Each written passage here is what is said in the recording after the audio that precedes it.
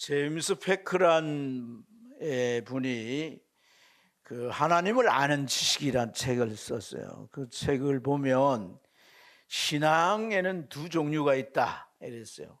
신앙에 어떤 종류가 있을까요? 신앙에 두 종류가 있다는데, 하나는 우리가 신앙의 대상이 하나님이시잖아요, 그죠? 근데 그 하나님에 대해서 아는 신앙이 있고, 또 하나는 하나님을 아는 신앙이 있다 그랬어요. 이 하나님에 대해서 아는 신앙, 하나님에 관해서 아는, 그러니까 하나님을 이제 듣고 배워서 지식적으로 아는 신앙이에요. 이것은 경험되지 못했고, 또 이 신앙의 반응은 전인격적으로 반응하지 못하는 신앙이라고 할 수 있습니다. 많이 들어서 하나님이 누구시고 삼일체고 하나님이 천지 만물 창조했고 어쩌고 많이 알고 있어요. 하지만은 단 한 번도 하나님을 만난 경험이 부재한 거야. 그래서 신앙이 힘이 없어요. 신앙생활하고 와서 예배 드리고 이런 것들이 계속된다 할지라도 하나님은 내 관념 속에 머물러 있어요. 뭐 속에 머물러 있어요? 머릿속에만 머물러 있는 거야. 네. 근데 하나님을 아는 신앙은 어떤 신앙이냐면, 하나님을 아는 신앙은 그가 이제 하나님의 말씀을 듣고 성경을 읽고 또 연구하면서 그 말씀을 깊이 묵상하고, 그 깨달은 성령이 조명해서 깨달아 주는 대로 그 말씀을 신뢰하고 하나님을 사랑해서 의지적으로 그 말씀을 순종하게 되는 거예요. 그때 하나님을 경험하게 되고 하나님을 전인격적으로 만나게 되는, 알게 되고 하나님에 대해서 감정적으로 느끼게 되고 의지를 가지고 내가 순종함으로 하나님을 체험하게 되는 경험적인 신앙이라고 할 수 있습니다. 경험적인 신앙. 그래서 이런 경험적인 신앙이 되기를 하나님이 원하십니다. 경험적인 신앙을 가진 자를 하나님이 기뻐하시고, 이런 신앙은 항상 하나님에 대한 반응이 있어요. 할렐루야. 그래서 이런 신앙은 그 삶이 아주 활기차게 신앙생활이 이루어질 수가 있습니다. 저와 여러분은 이 땅에 사는 동안 신앙생활을 하면서 살아가는 줄 믿습니다. 그러나 우리가 어떤 방식의 하나님을 우리가 이제 믿고 살아가야 하느냐, 하나님에 대해서, 하나님에 관해서 아는 것에 그치지 않고 말이에요. 우리 신앙이 하나님에 대한 정보를 쌓아가는 것에 그치지 않고 하나님을 알고 경험하고, 할렐루야. 그래서 그 하나님을 힘입어 살아가게 될 때 세상의 어떤 걱정 근심도 우리를 흔들지 못해요. 어떤 위협도 우리를 무너뜨리지 못해요. 아멘. 그래서 여러분, 오늘 우리가 하나님을 아는 신앙이 되어야 되는 거예요. 할렐루야. 자, 오늘 이 말씀과 또 이 신명기 전체를 우리가 포괄해서, 이 신명기는 모세의 설교라고 그러는데 학자들마다 차이가 있지만 모세가 4편의 설교를 했다는 거예요. 이 4편의 설교는 그와 이스라엘 백성들이 애굽에서 나오는 과정, 홍해를 건너서 광야를 지나는 이 과정 속에 하나님을 만나고 경험한 것들을 얘기하는 거예요. 그리고 그걸 미루어서 우리가 그러면 가나안 땅에 들어간 이후에 어떻게 살아야 할 건가 하는 신앙을 규정하고 그런 신앙을 살도록 촉구하는 말씀이 오늘 이 신명기의 말씀인 거예요. 그러니까 이 모세와 이스라엘 백성들은 이제 하나님에 관해서 아는 신앙이에요. 하나님을 아는 신앙이에요. 하나님을 아는 신앙이에요. 이 하나님을 아는 신앙, 하나님을 경험한 신앙. 그랬죠? 여기 보시면 무슨 재주로 자기들이 나옵니까? 하나님 10가지 재앙을 나타낸 거예요.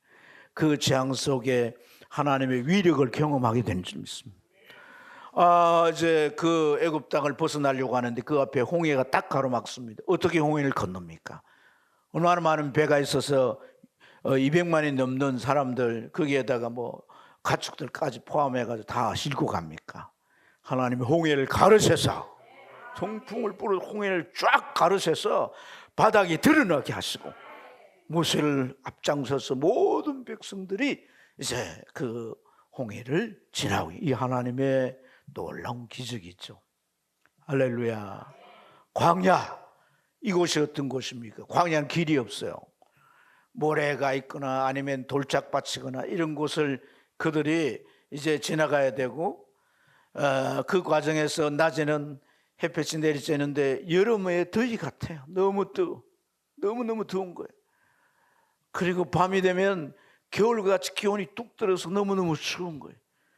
이러한 이 광야길을 걷자 되고, 오늘 이곳에는 또 뱀과 정갈이 있는 곳이라 그랬잖아요. 그렇죠. 물 없는 건조한 땅이라 그랬습니다. 맹수나 아주 사나운 곤충들의 위협이 있습니다. 그런 가운데 하나님께서 그들을 지키시고 보호하시며, 물이 없는 곳이지만 반석을 깨뜨려서 물을 내서 마시게 하시고, 먹을 것이 없는 그 광야지만 하나님이 아침마다 만나를 떨어뜨려 주셔서 그들이 살게 하셨는데, 장장 40년 동안 그 200만이 되는 이스라엘 백성들이 살아서 결국 가나안 땅으로 들어가게 된 줄로 믿습니다.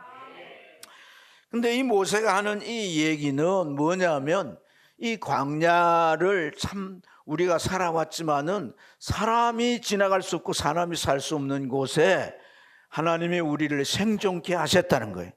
하지만 그 삶은 그저 어떤 지역에 정착해서 집을 지어놓고 농사 짓고 뭐 모든 조건을 갖추어서 그렇게 편안하게 산 것이 아니라는 거예요. 광야 생활은 뭐였다? 고난이었다. 고난. 아멘.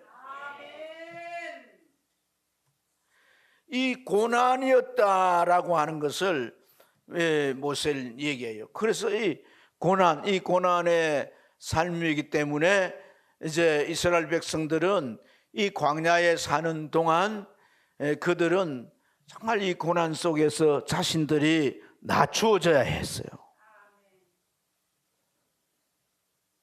철저하게 낮추어지고 깨트려지고 바닥과 같은 그러한 상황에서의 삶을 그들이 살았다라고 하는 거예요. 그래서 우리가 읽은 이제 그 16절 말씀 또 읽지 않았지만 이 8장 2절에도 똑같은 얘기를 하는데, 하나님이 이 광야에서 이제 너희들을 낮추시며 시험하사, 이런 표현이 나옵니다. 또 2절에도 보면 너희를 낮추사 시험하사 내 마음이 어떠한지 그 명령을 지키는지 안 지키는지 알려하려 하심이라, 이렇게 말씀하셨어요. 하나님께서 그들로 하여금, 하나님께서 이 광야 생활을 경험하게 하셨는데, 그들이 구체적으로 경험한 게 뭐냐면 고난을 통해서 낮아짐을 경험했다는 거예요. 낮아짐. 할렐루야. 자, 하나님께서 선택한 자기 백성들을 애굽에서 나오게 한 최종 목적은 가나안 땅에 가서 살게 하는 것인 줄로 믿습니다.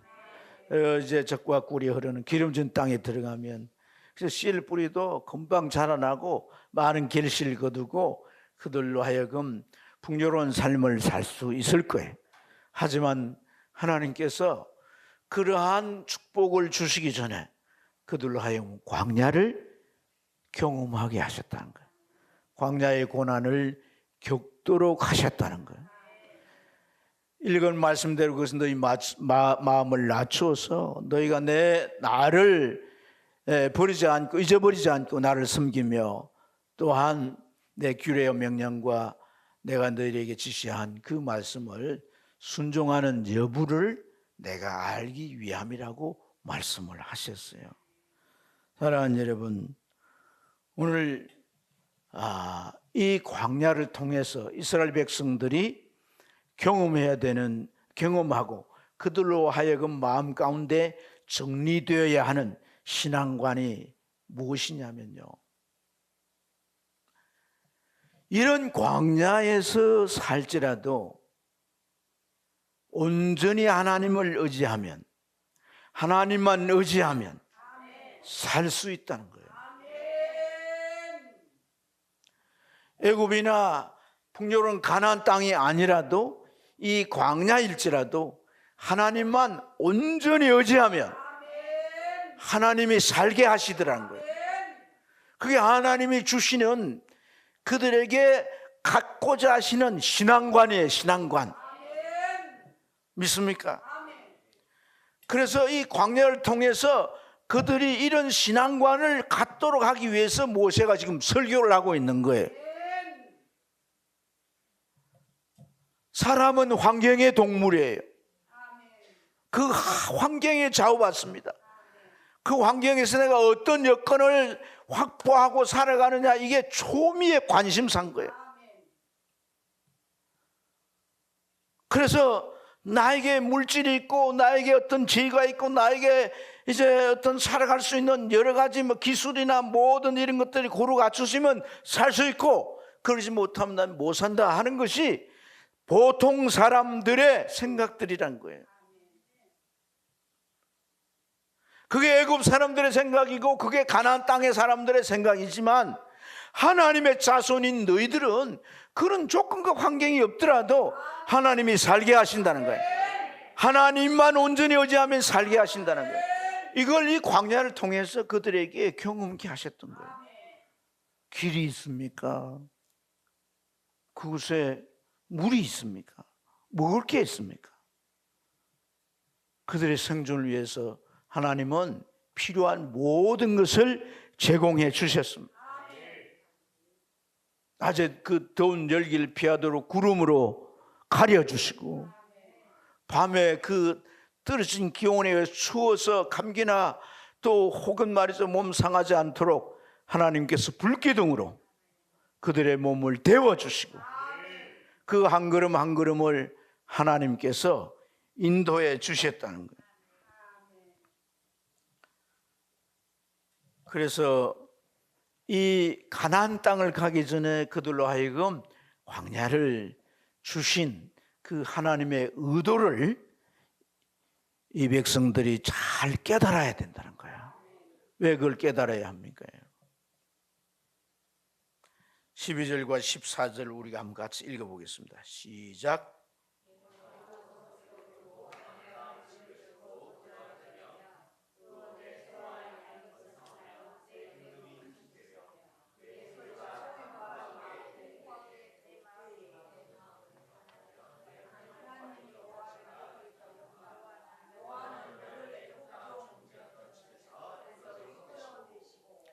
또 17절을 같이 읽으면 시작.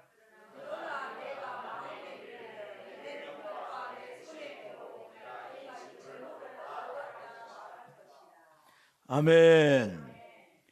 그들이 가나안 땅에 들어가 살면서 하나님을 잊어버리게 되고, 이들이 가나안 땅에 들어온 거나 또 그 땅에서 누리는 모든 풍요가 하나님이 아닌 내 힘과 내 손으로 내 노력으로 얻은 것이다, 그렇게 생각하게 될 거라는 것이에요. 그래서 하나님은 고난을 통해서 하나님께서 그들의 삶을 생존케 하시고 그 광야를 거쳐와서 가나안 땅에 이르게 하셔서 마침내 그들에게 복을 주셨다는 거예요.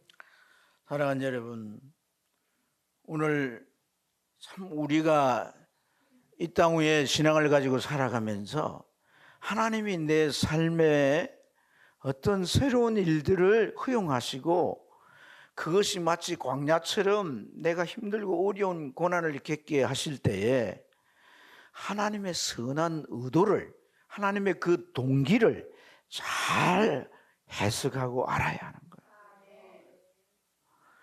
광야를 이제 거쳐와서 조금 후면 가나안 땅에 들어갈 건데, 모세는 이 백성들에게 왜 고난을 거쳐야 했는가 하는 것을 이들에게 설명하고 있는 거다. 이게 해석이 안 되면 안 된다는 거예요. 광야의 고난이 제대로 해석되지 아니하면 그 고통은 그들에게 상처로 남을 뿐이라는 거예요. 그러나 그게 해석이 되면 그들에게는 참된 신앙이 그들 마음 가운데 자리 잡을 수가 있다. 신앙생활이라고 하는 건 하나님 따로 나 따로 서로 따로 사는 게 아니에요. 신앙생활은 하모니를 이루고 살아야 하는 것인 줄로 믿습니다. 그래서 하나님은 지도자를 세워서 그 하모니가 어떻게 이루어지는지를 설명하고 우리가 하여금 우리의 상황과 모든 환경을 잘 해석하고 받아들이며 하나님의 인도 속에 믿음의 삶을 살아가고 걸어가도록 하나님이 간섭하시고 지도하신다는 거예요. 충청도의 어떤 이발소에 있었던 얘기인데, 이 충청도의 어떤 이발소에 그 한 외국인이 이발을 하러 왔어요.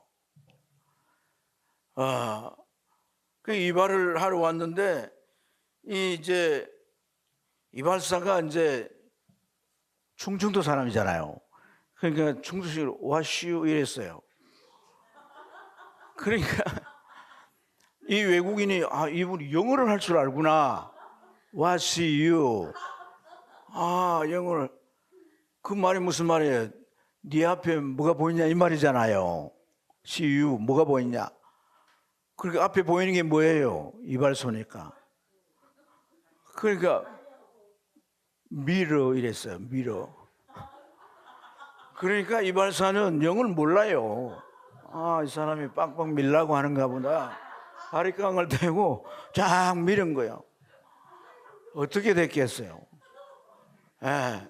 참 난감한 상황이 아니겠습니까? 신앙생활이라고 하는 것은요, 아는 체가 아니라 확실하게 알아야 합니다. 우리가 신앙을 확실하게 알지 못하면 하나님은 한 사람 한 사람을 향하여 어떤 계획을 세우시고 섭리하시며 이끌어 가시는데 그것을 허용하시고 그걸 통해서 하나님께서 나를 다듬어 가시고자 하는 그 하나님의 본심, 그 본 마음을 우리가 정확히 모르면 오늘 이스라엘 백성들처럼 우리가 가나안 정복, 우리 싸워서 했잖아. 가나안 땅이 우리가 차지하고 이 땅에 우리가 씨 뿌리고 우리가 경작해서 거두드리고 오늘 이 풍년은 바로 우리의 수고의 결과야. 하나님과 상관없어. 그런 신앙으로 추락되고 만다는 거예요. 아멘입니까? 랄프 waldo 에머슨이라고 해요. 이 에머슨이라는 심리학자 책을 제가 여러 번 봤는데요. 이분이 많이 강조한 게 뭐냐면 내면의 동기예요. 내면의 동기. 제가 여러분들에게 한번 얘기해 준 적이 있을 텐데 이분이 미국의 철학자거든요. 제 친구가 있는 시골 집에 가서 책도 읽고 연구를 하려고 갔어요. 연구를 하러 갔는데 그 시골이니까 농장을 하잖아요. 그죠? 그 소도 막 이렇게 키우는데 그 집 큰 소가 젖소가 있어. 그때 이제 그 친구가 젖소를 바깥에다가 이렇게 메어놨는데 비가 오는 거예요. 소가 비를 맞으면 안 되잖아요. 그죠? 또 젖을 이렇게 뽑아야 되고 그 소가 탈이 나면 안 되니까. 그 소를 이제 이끌어서 우리 간으로 들이는데 이 엄청나게 큰 소가 꿈쩍을 안 하는 거예요. 꿈쩍을. 소가 꿈쩍을 안 하는 거예요. 그런데 이제 그 집의 외손녀가 조그마한 애인데 아직 학교도 안 갔네. 조그만 애인데 그 큰 어미소 옆에 가가지고 기숙말을 뭐라고 속삭이고 막 이렇게 또 머리를 살살살 만지더니 꽃필 들고 가니까 줄줄줄 따라가. 그걸 보면서 야 중요한 게 내면의 동기라는 거예요. 행동을 만드는 건 뭐예요? 내면의 동기란 거예요. 내면의 동기. 오늘 왜 하나님께서 여기 17절에서 그러나 내가 마음에 이르기를 내 능력과 내 손으로 이제 이 재물을 얻었다 말할 것이다. 왜 이렇게 됩니까 여러분? 동기가 다르는 거예요. 가나안 땅에 들어가는 내면의 생각이 다 다른 거예요. 하나님은 이들을 이 가나안 땅에 들으셔서 열방 가운데 하나님의 백성 된 참모습을 보이시고, 세상의 창조자와 구원자가 하나님이심을 드러내시고자 하는 것이 하나님의 뜻이에요. 동기예요, 동기. 그러나 이들은 그 동기를 헤아리지 못하는 거예요. 가서 애굽 사람들이나 그 가나안 땅 사람들처럼 가서 내 집 만들고 잘 먹고 잘 살고 부족함이 없이 사는, 그것으로 만족하고자 하는 그런 마음의 생각이 그대로 머물러 있었다는 거예요. 여러분, 이 에머슨이라는 사람이 그런 말을 했어요. 우리 뒤에 무엇이 있고 우리 앞에 무엇이 있느냐는, 우리 뒤에 무엇이 있고 또 우리 앞에 무엇이 있느냐는 것은 우리 안에 무엇이 있느냐에 의해서, 그에 비하면 그것은 결코 큰 문제가 되지 않는다는 거예요. 내 앞에 내 뒤에 처한 그런 모든 상황, 어떤 문제, 어떤 장벽, 어떤 고통과 괴로움, 그것보다 더 중요한 게 우리 안에 어떤 생각이 있느냐는 거예요. 어떤 신앙이 깃들어져 있느냐는 거예요. 이 상황 속에서도 하나님은 나의 하나님이시고 내가 하나님을 의지하고 바라니 하나님은 내 인생길을 인도해 주실 것이다 라고 하는 확고한 신앙이 있으면요, 환경과 상관없어요. 좋은 환경과 좋은 이제 우리의 삶의 그런 처지가 우리 앞에 놓이다 할지라도 그 신앙은 타락하지 않습니다. 믿습니까?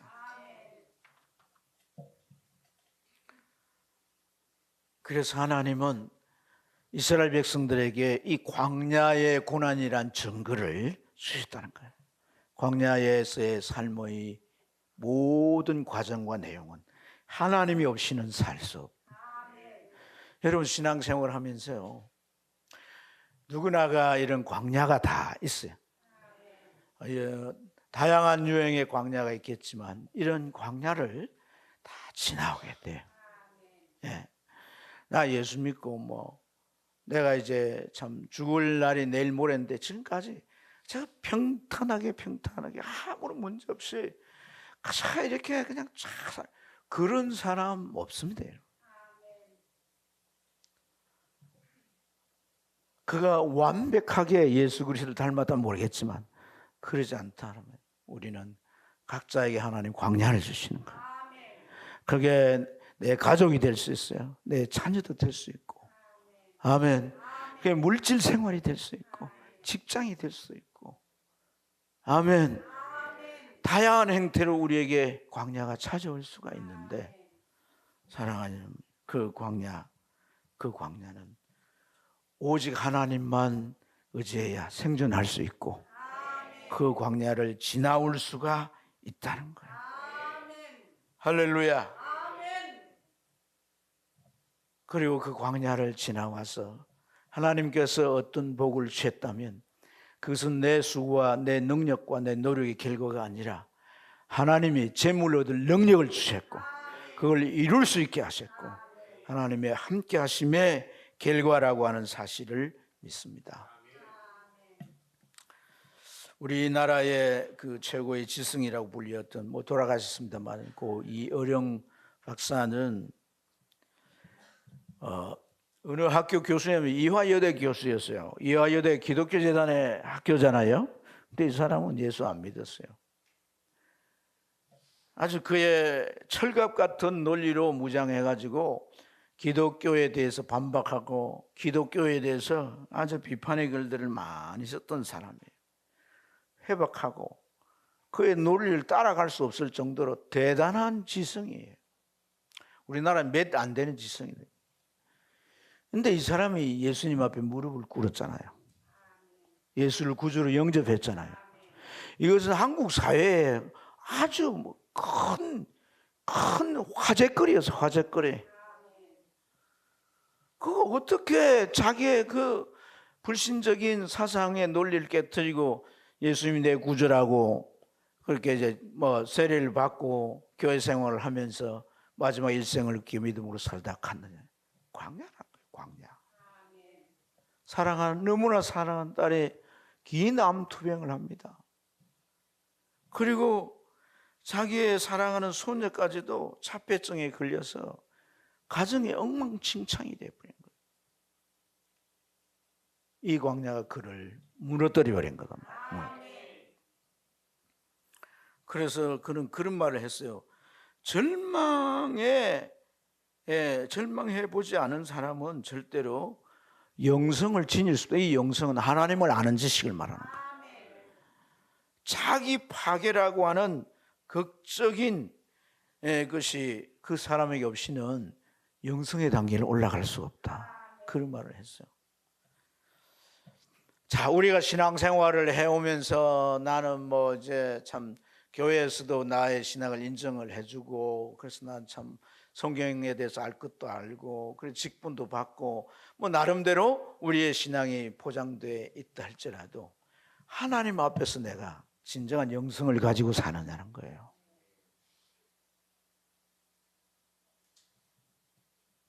그것은 광야를 거쳐야 가능한 것입니다. 자기의 깨트려짐이 있어야 돼. 바닥에 떨어져서 내 영혼 깊은 곳에서 하나님을 찾는, 하나님을 부르고 그분을 온전히 신뢰하는 그 순간을 맞을 때 그 속에 영성이 깃들게 되고 하나님을 온전히 신앙하는 신앙으로 그 마음 가운데 자리 잡게 되는 거예요. 저는 한 주간 제가 참 가서 있으면서 새벽에 4시 반에 일어나가지고 계속해서 기도 시간을 가졌는데 하나님이 제 마음 가운데 계속 부으시는 은혜가 있었어요. 새벽마다 제가 울지 않은 적이 없었어요. 오랜만에 와서 저는 이제 이렇게 눈물이 나나, 그게 아니에요. 하나님 앞에 산 인생이 무엇이 중요한가를 깨닫는 거예요.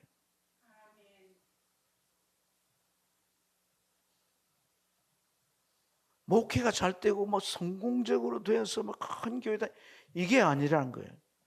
하나님 앞에서 진정 정말 하나님이 내 영혼 깊은 곳까지 다 드러내서 하나님께서 나를 보게 하시고 하나님이 참 가치를 깨닫게 하실 때에 제 입에서 터져 나온 고백이 뭐냐면, 우주여 나는 당신의 것입니다.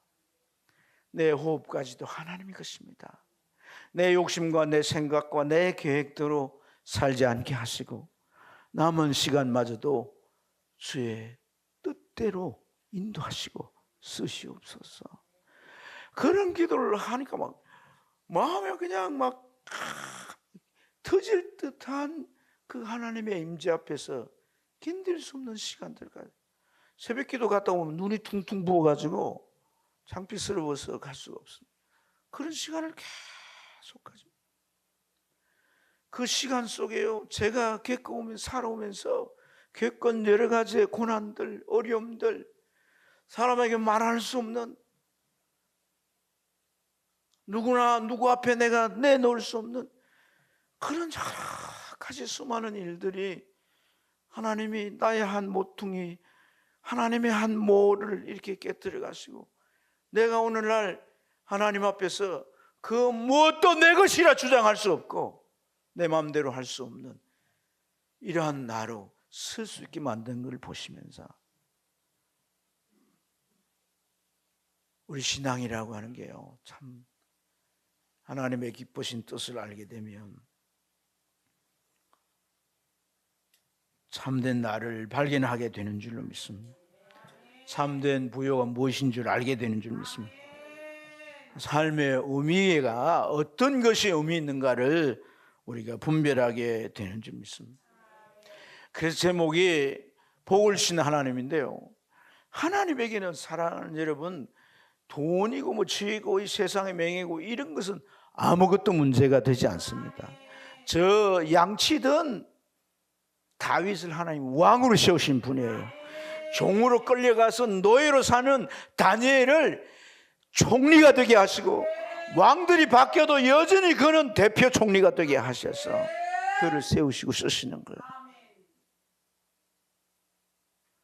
우리가 하나님 앞에 나를 발견하고 하나님 안에서 나를 세워가고자 할 때, 하나님께서 빚어가신 내 삶은 얼마나 가치 있고 세상에서 비교할 수 없는 그런 복되고 아름다운 삶으로 우리를 빚어가시는 것인 줄로 믿습니다.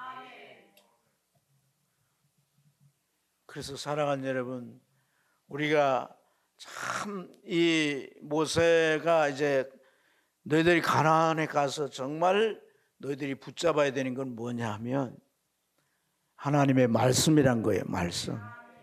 어찌 보면 가나안 땅은 하나님이 기적적인 그 이제 나타남으로 역사하지 않을 수 있다는 거예요. 그러나 가나안 땅에 가서 너희가 하나님의 말씀을 붙잡으면 너의 삶은 하나님의 백성다운 삶으로 드러나게 되어지고, 할렐루야. 그래서 너희가 부유해지고 잘 살게 되는 것 때문에 이방이 침략이 있다 할지라도 하나님이 막으신다는 거예요. 너희 자식뿐 아니라 너의 그 가축 하나라도 그 이제 유산되는 일이 없고, 하나님이 다 이제 너희들의 복이 되게 하시며, 너희들의 떡 그릇과 너희들의 그 반죽 그릇에 넘치도록 차게 하신 하나님을 경험하게 될 것이라는 거예요. 그래서 에발산과 거리심산에다가 이 하나님의 율법을 딱 적어놨습니다. 여기는 축복의 율법이고 하나님의 저주에 대한 율법이에요. 그리고 백성들 가운데 세워놓고 제사장들을 다 그 율법을 읽게 합니다. 한 대목씩 읽으면 백성들은 아멘 하게 되는 거예요. 저주에 대한 말씀들도 그들이 다 이제 그 에발산에서 이제 그 외치면 제사장들의 말을 듣고 아멘이라고 하는 거예요. 하나님의 말씀을 따라 사는 것이 하나님의 백성다운 삶이고, 하나님과 교제하는 삶이 계속되어지는 것이고, 그것이 하나님을 아는 신앙으로 자리 잡게 되는 것인 줄로 믿습니다. 이러한 구원의 복과 이 놀라운 그들의 삶의 복을 주었으니 그 다음에 남은 것은 순종이었다. 순종. 말씀을 따라 사는 순종이었다. 어떤 선교사가 선교제에 가서 글도 만들어서 가르치고 성경을 번역해서 그 성경을 이제 읽도록 하는데, 이 선교사가 단어를 번역하는 것 가운데 순종이란 단어를 번역할 그 나라의 말이 없더란 거예요. 그래서 계속해서 그들이 쓰는 말을 연구를 해가니까 순종이라고 하는 단어와 흡사한 말이 있더란 거예요. 그게 뭐냐면 마음을 나누지 않는다.